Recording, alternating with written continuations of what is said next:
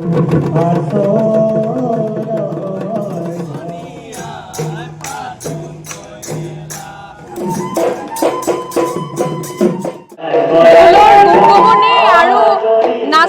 বিহু নৃত্যৰ মুখৰিত কৰি তুলিছে শিলচৰ।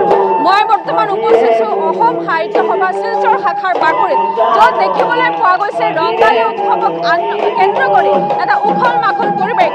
ইয়াত প্ৰথমেই পতাকা উত্তোলন কৰাৰ পিছত শ্বহীদ তৰ্পণ কৰা হয় আৰু জুবিন গাৰ্গ বিহীন প্ৰথমটো যিহেতু ৰংগালী বিহু আৰু আজি জুবিন গাৰ্গক শ্ৰদ্ধাঞ্জলি জ্ঞাপন কৰাৰ পিছতে মুকলি বিহুৰ আয়োজন কৰা হৈছে আৰু এয়া হৈছে অসম সাহিত্য সভা শিলচৰ শাখাৰ বাকৰিত মুকলি বিহু, য'ত দেখিবলৈ পোৱা গৈছে যে নাচনীসকলে বিহু নৃত্য কৰি আছে আৰু ইয়াতে ঢোল পেপাৰ গুমগুমনি যেন মুখৰিত হৈ পৰিছে। অলপ কথা পাতিবলৈ চেষ্টা কৰিম।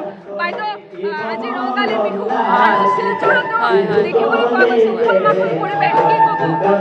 আজি আমাৰ খুব সুন্দৰ অনুভৱ আৰু শিলচৰৰ এই ৰঙালী বিহুখন আমি ভাষা বৰ্ণ জাতি নিৰ্বিশেষে সকলোৱে মিলি একেলগে পালন কৰোঁ। গতিকে আমাৰ আজিৰ এই দিনটোৰ অনুভৱ আমি আৰু বুজাব নোৱাৰা অনুভৱ। আমাৰ অসমৰ বাপুতি সাহোন ৰঙালী বিহুটো আমি সদায় এনেদৰে আজিৰ দিনটোত সকলোৱে মিলি একেলগে পালন কৰি আহিছোঁ।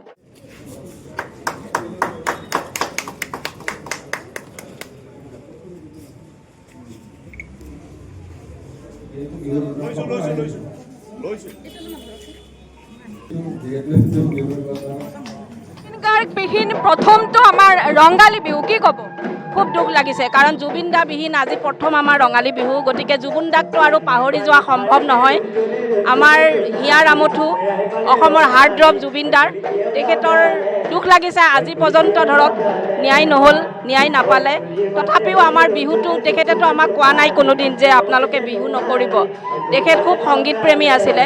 গতিকে আমি তেখেতৰ স্মৃতি স্মৰণ কৰি আমাৰ বিহুটি আমি উদযাপন কৰিছোঁ, মানে থুলমূলভাৱে, ইমান জাক জমকীয়াভাৱে কৰিবলৈ আমাৰ মানে মনৰ সাহস হোৱা নাই।